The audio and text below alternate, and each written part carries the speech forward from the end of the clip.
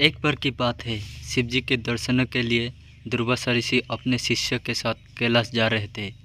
मार्ग में उन्हें देवराज इंद्र मिले।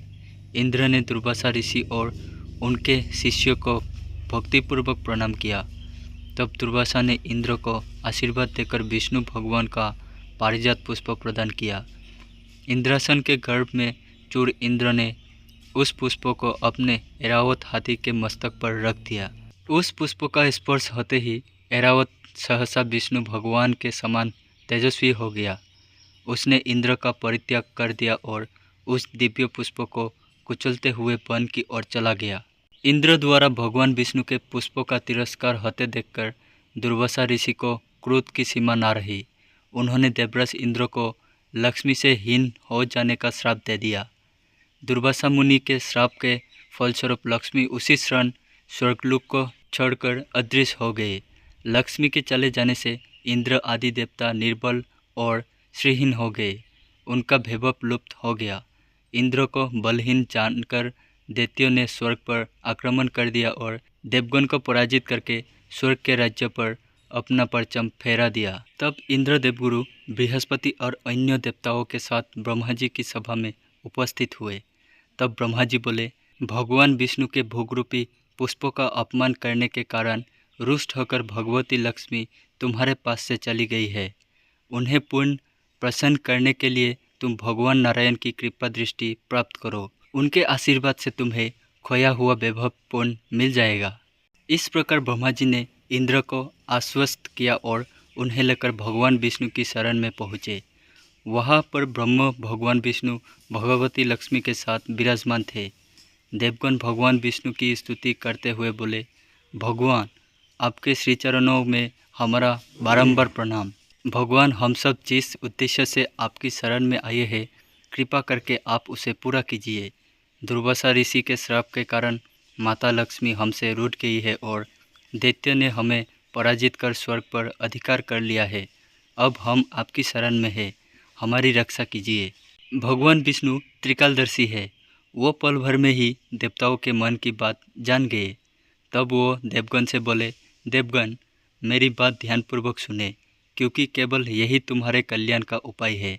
दैत्य पर इस समय काल की विशेष कृपा है, इसलिए जब तक तुम्हारे उत्कर्ष और दैत्य के पतन का समय नहीं आता, तब तक तुम उनसे संधि कर लो। क्षीरसागर के गर्भ में अनेक दिव्य पदार्थों के साथ साथ अमृत भी छिपा है।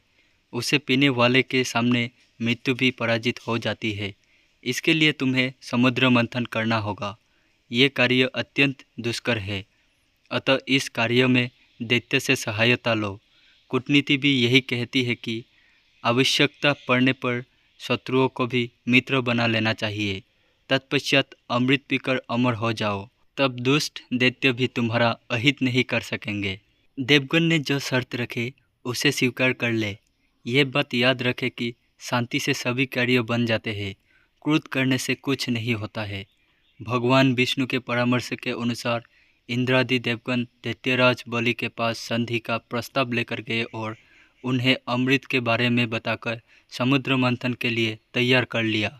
समुद्र मंथन के लिए समुद्र में मंत्राचल को स्थापित करके बासुकी नाग को रस्सी बनाया गया। तत्पश्चात दोनों पक्ष अमृत प्राप्ति के लिए समुद्र मंथन करने लगे। अमृत पाने की इच्छा से सभी बड़े जोश और वेग से मंथन कर रहे थे। सहसा तभी समुद्रों में से कालकूट नामक भयंकर विष निकला। उस विष की अग्नि से 200 दिशाएं जलने लगी। समस्त प्राणियों में हाहाकार मच गया। उस विष की ज्वाला से सभी देवता तथा दैत्य जलने लगे और उनकी कांति फीकी पड़ने लगी। इस पर सभी ने मिलकर भगवान शंकर की प्रार्थना की। उनकी प्रार्थना पर भगवान जी उस विष को हथेली पर रखकर उसे पी गए, किंतु उसे कंठ से नीचे नहीं उतरने दिया। उस कालकूट विष के प्रभाव से शिव जी का कंठ नीला पड़ गया, इसलिए महादेव जी को नीलकंठ कहते हैं। उनकी हथेली से थोड़ा सा विष पृथ्वी पर टपक गया था, जिसे सांप, बिच्छू आदि विषैले जंतुओं ने ग्रहण कर लिया। विष को शंकर भगवान के द्वारा पान कर लेने के पश्चात फिर से समुद्र मंथन प्रारंभ हुआ। दूसरा रत्न कामधेनु गाय निकली, जिसे ऋषियों ने रख लिया। फिर उच्चश्रवा घोड़ा निकला जिसे दैत्यराज बलि ने रख लिया। उसके बाद ऐरावत हाथी निकला जिसे देवराज इंद्र ने ग्रहण किया। ऐरावत के पश्चात कुष्टुभमनी समुद्र से निकली, उसे विष्णु भगवान ने रख लिया। फिर कल्पद्रुम निकला और रंभा नामक अप्सरा निकली। इन दोनों को देवलोक में रख लिया गया। आगे फिर समुद्र को मथने से लक्ष्मी जी निकली। लक्ष्मी जी ने स्वयं ही भगवान विष्णु को वर लिया। उसके बाद कन्या के रूप में वारुणी प्रकट हुई जिसे दैत्य ने ग्रहण किया।